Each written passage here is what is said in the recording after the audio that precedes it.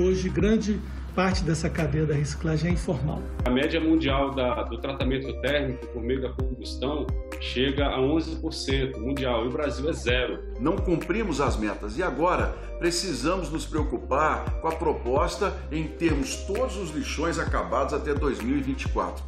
Não temos a oportunidade de resolução sobre os lixões espalhados nos municípios. A gente precisa ter essa cooperação entre os entes, onde os municípios pequenos terão apoio técnico e financeiro de forma adequada. O aterro, ele está lá embaixo, é a última ação da hierarquia de ações, só que a gente inverteu essa discussão. Milhares de pessoas dependiam daquele lixão, viviam de condições totalmente indignas, uma degradação completa, muitos morreram esmagados. 90% hoje da alimentação da indústria da reciclagem, isso perpassa pela mão dos catadores de material reciclável. Tecnicamente, até existem diferenças entre resíduos e rejeitos. Mas quando você ouvir falar em resíduos sólidos, vamos simplificar. É o lixo que eu, você e todos os brasileiros produzem todos os dias. E não é pouca coisa, não. Em 2018, foram quase 80 milhões de toneladas. Dá para imaginar? Todo esse lixo daria para encher até a borda 144 estádios do tamanho do Maracanã. 51% é matéria orgânica, portanto com um potencial de recuperação, cerca de 33%, 1/3 são recicláveis, portanto também com um potencial de recuperação, e aí 17% que seriam classificados como rejeito, mas cuja fração também tem o potencial de alguma recuperação que poderia ser mais explorado. O destino do lixo está no centro do debate ambiental do planeta. Soluções para desafios como o uso da água, novas energias, proteção da biodiversidade, equilíbrio do clima, qualidade de vida nas cidades e até a redução das desigualdades dependem muito da gestão dos resíduos sólidos urbanos. A agenda de qualidade ambiental urbana é uma prioridade para o país e para o mundo. Por exemplo, as cooperativas de catadores hoje estão espalhadas pelo Brasil todo. O consumidor está cada vez mais exigente quando compra um produto, quer saber para onde ele vai depois do seu uso. As empresas estão cada vez mais atentas aos produtos e embalagens que colocam no mercado, assegurando, por exemplo, que essas embalagens sejam 100% recicláveis e possam ser matéria-prima de novas embalagens. Tivemos uma dificuldade para realmente implementá-la na prática, muito por conta da carência de recursos, da falta de recursos direcionados ao custeio dessas ações, mas sim agora com os instrumentos adequados para avançar. Não vemos os investimentos nas tecnologias para as usinas de transformação, aonde não vemos a possibilidade de investirmos junto às cooperativas dos catadores, humanizando essa relação. Mesmo com a economia em ritmo lento, o volume de lixo produzido no país tem crescido mais ou menos 1% ao ano. Na média, hoje, cada brasileiro gera 1 quilo por dia de lixo entre orgânicos e recicláveis. Dessa montanha, 92% foram coletados. Isso quer dizer que pelo menos 6,3 milhões de toneladas de lixo não saíram de onde foram deixadas. E para onde vai tudo isso? Em geral, para poluir os rios e mares e sujar as nossas cidades. A lei que definiu a Política Nacional de Resíduos Sólidos fez 10 anos agora em agosto. Na época, foi uma iniciativa ambiciosa, mas tão ambiciosa que até previa como cenário ideal a não geração de resíduos, lixo zero. Claro que isso ainda hoje parece impossível. Então, a saída foi definir qual o destino mais adequado para todos esses resíduos. E a primeira prioridade que a lei coloca qual é? É a não geração de resíduos. E aí, em todas as atividades humanas, isso deveria ser a primeira preocupação. Então, uma indústria que vai lançar um produto, ela tem que ter um plano de não geração. Depois que ela executou esse plano e ela vai ter um resíduo inevitável que vai ser gerado a partir daquele produto, ela tem que ter um plano de redução dessa geração, de reutilização do resíduo gerado. Embora não resolva de uma vez por todas as mazelas resultantes do acúmulo de resíduos sólidos, é o primeiro passo de um novo e moderno modelo de gestão. Se fosse seguida à risca, proporcionaria um grande ganho ambiental e drástica diminuição do passivo ambiental no nosso país. Essa política de resíduos sólidos parte do princípio da responsabilidade compartilhada. Porque se você acha que colocar o lixo no saco e trazer ele para a porta da sua casa, você está fazendo toda a sua parte, você está muito enganado. Depois das pessoas entenderem que esse material, se ele não estiver separado, se ele não estiver destinado adequadamente, ele vai ser um problema, ele vai sair da porta de casa e vai parar em algum lugar, gerando um problema para alguém, um problema que isso vai influenciar tanto a sociedade quanto o meio ambiente. Para os municípios, por exemplo, a lei criou uma série de obrigações que têm sido seguidas de forma lenta e parcial. É uma política que atribui obrigação a todos. União, estados, municípios, sociedade, setor empresarial. E para que ela seja implementada de fato, a gente precisa ter essa cooperação entre os entes, onde os municípios pequenos terão apoio técnico e financeiro de forma adequada. A principal medida, inicialmente prevista para agosto de 2014, 6 anos atrás, não foi cumprida até hoje: acabar com todos os lixões. No lugar deles, deveriam ser criados aterros sanitários. Numa cidade onde não há recurso, onde o governo federal não ajuda no diagnóstico, onde não temos uma política de financiamento, esses prefeitos acabam em situação muito difícil e estão buscando ajuda. 45% do nosso país possui até 10 mil habitantes. É muito importante ressaltar esses dados porque a grande razão para que os municípios ainda não tenham eliminado seus lixões, implantado aterro sanitário, feito coleta seletiva e compostagem é devido à ausência de apoio técnico e financeiro por parte de estados e de União. Mas afinal, qual a diferença entre lixão e aterro sanitário? Os lixões são locais onde todos os rejeitos são despejados de forma irregular e, não raro, ilegal. Os restos são lançados diretamente sobre o solo, sem qualquer sistema de proteção e controle, gerando danos ambientais e se tornando foco de pragas e doenças. Já um aterro sanitário usa impermeabilização e drenagem para proteger o solo e as águas subterrâneas. É uma obra de engenharia licenciada e fiscalizada, capaz de receber os resíduos sólidos com um dano ambiental muito menor. E ainda pode aproveitar o lixo para gerar energia, o chamado biogás. A capital do Brasil tinha o maior depósito de lixo a céu aberto das Américas. Depois de operar por 67 anos, o lixão da Estrutural foi fechado em janeiro de 2018. Em seu lugar, começou a operar este aterro sanitário aqui na cidade satélite de Samambaia.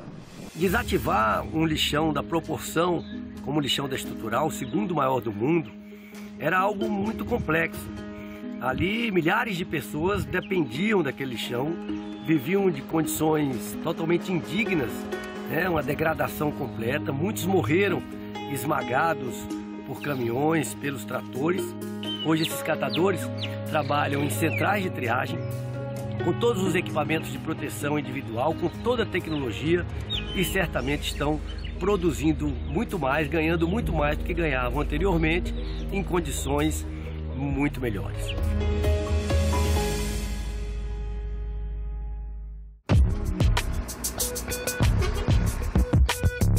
O assunto amadureceu, mas os índices pouco avançaram.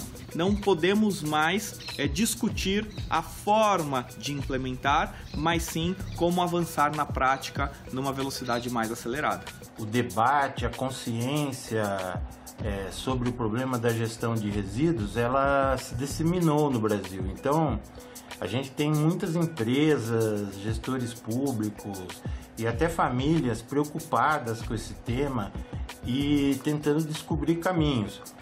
O que as pessoas não sabem é como resolver. É o momento, na verdade, desses 10 anos da Política Nacional de Resíduos, pensar, fazer a discussão, pensar em mecanismos de qualidade de vida para os catadores. Essa grande luta é que os catadores sejam remunerados por todos esses serviços que eles exercem para a sociedade. Atualmente, 6 em cada 10 quilos de lixo vão parar em um local adequado, um aterro sanitário.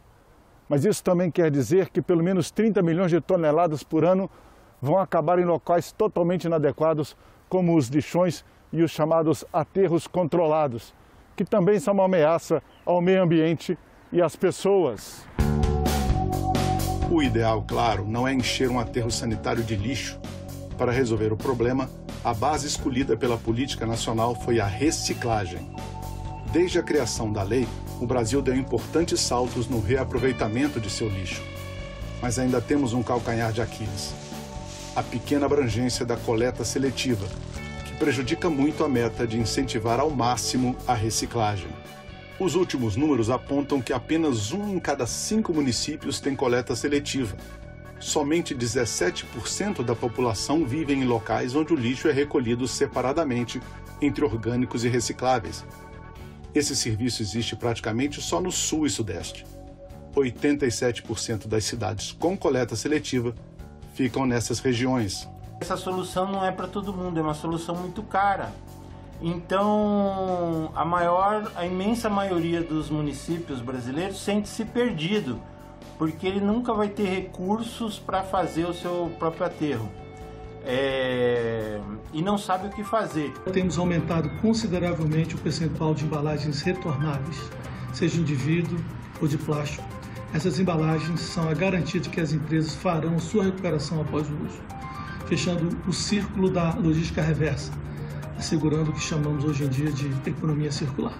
Aqui mesmo onde eu moro, no bairro de classe média, a cerca de 20 minutos do Congresso Nacional, a coleta de lixo acontece 3 vezes por semana, terças, quintas e sábados. Mas a coleta é completa, não faz separação de resíduo. A coleta seletiva só retornou neste mês. Ela até já existiu há algum tempo atrás, há muito tempo atrás na verdade, e por poucos meses. Essa interrupção até hoje, o governo local não explicou por que aconteceu. Além de ter os recursos para executar a política, isso para qualquer política, os municípios eles precisam ter capacitação técnica para poder usar essas soluções nacionais, baratas e adaptadas ao clima tropical que nós já temos. Quero aqui dar um exemplo do que temos proposto em Minas Gerais. Nós estamos buscando financiamento junto ao Ministério do Meio Ambiente. A empresa Vale terá de pagar multas de 250 milhões ao governo federal pelos desastres de Mariana e os crimes de Brumadinho, e nós queremos que parte desse recurso seja utilizado nesse planejamento, juntamente às universidades, especialmente a Universidade Federal do Vale do Jequitinhonha e do Mucuri, que tem cursos de engenharia nessa área ambiental, que eles assumam o diagnóstico e, naturalmente, o planejamento para a execução das políticas públicas. E esse projeto piloto que nós estamos trabalhando juntamente com o Ministério do Meio Ambiente pode ser uma política, pode se tornar uma política nacional para que resolvamos essa questão o mais rapidamente possível. Para suprir a falta de coleta seletiva em tantas localidades, entram em cena os catadores de itens recicláveis. Essas pessoas, reunidas em cooperativas normalmente, são peças fundamentais para aumentar o índice de resíduos sólidos recuperados. No meu estado, no Rio Grande do Sul, são aproximadamente 40 mil catadores, 4 mil organizados em torno de 159 grupos. Os catadores têm um papel fundamental no ponto de vista da limpeza urbana, no ponto de vista da educação ambiental, no ponto de vista da cadeia da reciclagem, né? Essa política ela coloca os catadores como prioridade nos processos de coleta, de separação, de trabalho e de prestação de serviço da coleta seletiva. Isso, na maioria das vezes, não é reconhecido pelos municípios. Não tem sido fácil a nossa realidade. Saímos do lixão, no fechamento do lixão, viemos para os galpões, a nossa renda diminuiu quase 3 tantos a menos hoje que a gente recebe. Lá a gente trabalhava individual, mas a gente tinha uma renda que dava para o catador sobreviver o suficiente. E hoje aqui nós sobrevivemos aqui praticamente, o que nós ganhamos não está dando nem para comer. Hoje nós temos estrutura dentro do galpão, mas a nossa realidade hoje é essa aqui que vocês estão vendo. Estamos trabalhando no chão por conta de uma esteira que está quebrada. Recebemos os equipamentos, com 6 meses a esteira quebrou e até hoje nós não tivemos condições de arrumar a esteira ainda. O Brasil gasta 1 bilhão e 600 milhões de reais por ano tratando pessoas que tiverem exposição inadequada com o lixo. Né? Muitas dessas pessoas são catadores de rua que não usam equipamentos de proteção E agora, com a crise do coronavírus, essa situação tem se intensificado mais ainda. O fato é que cerca de 30% de todo o lixo colhido no Brasil tem potencial de reciclagem, mas apenas a 10ª parte disso é reaproveitada e transformada novamente em produtos. São bilhões de reais que poderiam ser usados para construir e modernizar aterros sanitários ou ampliar os serviços de coleta. 96% dos nossos resíduos vão para os aterros, enquanto países como Áustria, Alemanha, Bélgica, Suíça, Singapura, Japão, Holanda, esses países é somente 1% que vai para o aterro sanitário. Agora imagine um cenário em que a coleta seletiva existisse em todo o país. Neste caminho, um segmento industrial está bem adiantado. 2/3 das embalagens já têm sido recicladas, fruto de um trabalho que envolve centenas de empresas, cooperativas de catadores e indústrias recicladoras. O setor de refrigerantes e bebidas não alcoólicas é um dos que mais avançou com a Política Nacional de Resíduos Sólidos. A reciclagem de suas embalagens tem avançado de forma consistente. Cerca de 98% das latas de alumínio são recicladas hoje no Brasil. E as garrafas PET, em torno de 55%. Se somarmos todos os tipos de embalagem do setor, podemos afirmar que reciclamos, em média, mais de 60% das nossas embalagens. Então nós precisamos também não só de um papel na gestão de resíduos sólidos, mas de um papel no processo de produção, no processo de design, para que esses objetivos da lei, para que esse princípio da lei sejam atendidos. E aí tendo o consumidor como ator primordial. Quando as cidades elas desenvolvem usinas que a gente chama de waste to energy, são usinas de tratamento térmico por combustão, elas eliminam 99% dos resíduos. Das cinzas que saem, de 10 a 14% são materiais ferrosos e não ferrosos, são recicláveis, reaproveitados. Depois das cinzas, em volume, 9% dá para reaproveitar na construção civil e para fazer estradas e aterros. E aí somente 1% que vai para um aterro sanitário. Então a gente reduz o volume em 99% e elimina por completo o risco de dano à saúde pública, porque o lixo sai da residência e vai direto para a usina de tratamento. Não tem esse perigo. A reciclagem, ela na verdade é incentivada, porque os países que mais reciclam são os que mais estão utilizando as usinas WTE, Waste to Energy. E o Brasil amarga a posição de estar quase no final desse ranking.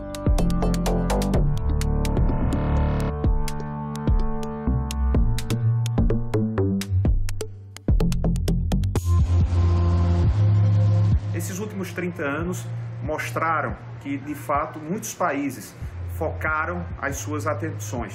O Brasil, de certa forma, também assim o fez, em que pese, nesses 2 últimos anos, estarmos regredindo em relação a esse tema. Brasília pode dar um exemplo, ser referência para o Brasil na questão da desativação do lixão. Nós fizemos tudo através do diálogo franco, diálogo honesto, muitas vezes tenso, o que levou para nossa grande satisfação com que Brasília recebesse alguns prêmios pela desativação do 2º maior lixão do mundo. A verdade é que o lixo, ao invés de um problema, pode ser uma boa fonte de renda. E não apenas para os catadores. Pode-se criar uma enorme cadeia produtiva a partir desses resíduos sólidos. Um bom exemplo são os 10,5 milhões de toneladas de plásticos jogados fora por ano no Brasil. Se todo esse plástico fosse reciclado, seria possível retornar cerca de 5,7 bilhões de reais para a economia, segundo o Sindicato Nacional das Empresas de Limpeza Urbana. As grandes empresas estão 100% engajadas com a Política Nacional de Resíduos Sólidos. A Coca-Cola, por exemplo, assumiu o compromisso de, até 2030, dar a destinação adequada a 100% das suas embalagens. Teremos embalagens ainda mais sustentáveis e aumentaremos nossos esforços de coleta. A reciclagem é só a 4ª prioridade. E a lei define reciclagem tanto como reciclagem física e química, quanto biológica. O que quer dizer o quê? Que reciclagem não é só para os resíduos recicláveis. Ela é também para os resíduos orgânicos, os resíduos compostáveis. É o conceito da economia circular, onde os negócios vão se expandir sem a exploração intensiva de recursos naturais, mas com o reaproveitamento de insumos e desperdício mínimo. O princípio da logística reversa alimenta essa cadeia. Ou seja, As empresas distribuem seus produtos, mas também agora se encarregam de trazer de volta as embalagens para reaproveitamento. É menos lixo. Somente com o aumento da demanda pelos resíduos teremos uma cadeia sustentável. Precisamos aumentar o setor reciclador, que gera demanda por resíduos, e reduzir a sua informalidade. Hoje, grande parte dessa cadeia da reciclagem é informal. A coleta seletiva, a reciclagem e o que os catadores fazem não deixa de estar dentro de uma economia circular. E essa economia circular não é uma economia circular justa sem os catadores estarem dentro, sem os catadores terem uma remuneração correta nesse trabalho. Usar mais e melhor os nossos recursos sólidos também ajuda a desacelerar o aquecimento global. De acordo com o Observatório do Clima das Nações Unidas, o lixo urbano responde pela emissão de 53,2 milhões de toneladas de CO2 na atmosfera. Nós observamos uma série de avanços, aumento na cobertura de coleta, melhoria proporcional nos indicadores de destinação adequada, já alguns sistemas de logística reversa implementados, as unidades regionais de destinação de resíduos, aterros regionais, novas plantas de recuperação de materiais, um amadurecimento da discussão sobre recuperação energética de resíduos sólidos, já com plantas licenciadas. O projeto Compostar surgiu há 3 anos atrás com a finalidade de coletar e reciclar esses resíduos que na época eram enviados para o lixão da estrutural. A gente buscou coletar, reciclar esse resíduo para que não fosse descartado de forma inadequada. Nossos clientes só precisam separar o resíduo orgânico no recipiente que a gente fornece para eles, o nosso baldinho, que a gente tem uma equipe de logística que vai até o ponto de coleta, né, na casa dessas pessoas ou em estabelecimentos comerciais, restaurantes, shoppings, etc. A gente vai no ponto, faz a coleta desse resíduo orgânico e traz para o nosso pátio de compostagem. A gente vai reciclar esse material e transformar em adubo. A gente tem cerca de 300 residências participando e cerca de 100 empresas, restaurantes, etc. Já conseguimos reciclar e destinar corretamente mais de 2.000 toneladas de resíduos orgânicos por meio da compostagem. Aqui no Brasil, graças aos resultados da logística reversa e ao fechamento de muitos lixões, menos 7 milhões de toneladas de gases de efeito estufa têm sido lançadas no ar. É metade do compromisso que o país assumiu no chamado Acordo do Clima de Paris. O potencial vai muito além disso, porque essa redução é resultado apenas da fase 1 do Acordo Setorial das Embalagens. É possível reduzir até 74% das emissões de gases do lixo urbano se houver recuperação de 80% do papel e papelão, além da captura de 50% do metano dos aterros para produzir energia. O Brasil aproveita somente 2% do seu potencial de biogás que a gente tem por meio dos resíduos urbanos, vegetais e animais. Nós sabemos que a industrialização dos resíduos é a melhor prática. É claro, não retirando essas pessoas que já trabalham, mas não há nenhum problema. Hoje nós temos 800 mil catadores e eles reciclam 2% dos resíduos. É instalação com a recuperação energética, não é simplesmente incinerar aquele resíduo. Há um tratamento dos gases e energia limpa em todo o mundo, são mais de 2.000 plantas dessas de tratamento térmico de resíduos em operação no mundo. Na Europa são 522, ficam no centro das cidades e lá elas realmente vão tirar a dependência do aterro. Então, o gás do aterro vai gerar 65, ao passo que a incineração vai gerar 600 kWh, dependendo do resíduo, às vezes 450. 7, 10 vezes mais com a mesma quantidade. E a partir desse tratamento, se a gente vai para o aterro, 50% vai para a atmosfera, de um gás que é 25 vezes mais nocivo que o CO2. O setor de bares e restaurantes foi um dos primeiros a aderir à proposta da Política Nacional de Resíduos Sólidos de lixo zero, resíduo zero. Essa iniciativa, por exemplo, recolhe as garrafas de vidro de todos os bares e restaurantes de Brasília. Contêineres como esses estão espalhados por toda a cidade. Ainda temos grandes desafios, como o fim dos lixões, a implementação da coleta seletiva em todo o país. Mas somente através de uma ação integrada entre governo, setor empresarial e sociedade é que vamos conseguir resolver esses problemas. O Senado tem a obrigação de, juntamente com o Poder Executivo, discutir como nós vamos resolver esse problema. como nós poderíamos implantar essas políticas por meio de financiamento e ajuda aos prefeitos e, claro, cobrar os resultados.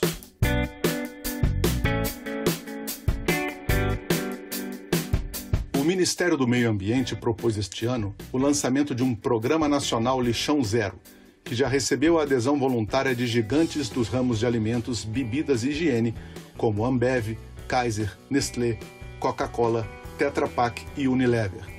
Somente essas 6 empresas juntas colocam no mercado mais de 5 milhões de toneladas de embalagens. As metas do programa são ambiciosas. Querem que até 2025, 100% das embalagens plásticas sejam produzidas com materiais recicláveis ou compostáveis. Querem também triplicar o uso de embalagens plásticas retornáveis e pretendem elevar as taxas de reciclagem do vidro de 26% para 29%, do plástico de 34% para 38%, do papel de 60% para 62% e do metal de 58% para 87%. Mas esse é um esforço que depende de todos, não só da indústria. Pode começar com você dentro de casa, com pequenas atitudes, como, por exemplo, separando os recicláveis do lixo orgânico ou reaproveitando uma embalagem de vidro ou mesmo de plástico. Porque o lixo pode passar a ser um problema para todos e uma solução para muitos. E as soluções são quais? Incentivar a reciclagem, incentivar a compostagem e viabilizar isso economicamente. Tem ciência e tecnologia desenvolvida aqui no Brasil para fazer a reciclagem dos recicláveis e a compostagem dos compostáveis de forma descentralizada dentro das cidades, como está ocorrendo hoje na cidade de São Paulo, na cidade de Florianópolis, na cidade de Brasília. Essas tecnologias são baratas e elas permitem que você saia do paradigma do aterro. Quer dizer, que você vai para soluções descentralizadas, onde o custo da logística é muito baixo. Precisamos de investimentos na construção, na viabilização de novas plantas e novas unidades e precisamos também de recursos para o custeio dessa operação permanente. Nós vamos avançar na aplicação da Política Nacional de Resíduos Sólidos e tirar o Brasil de um sistema medieval ultrapassado de destinação de resíduos, com mais de 3 mil lixões ainda em funcionamento do país, e trazê-lo para o século XXI com um conceito de reaproveitamento, de recuperação e até mesmo rumo a uma economia circular.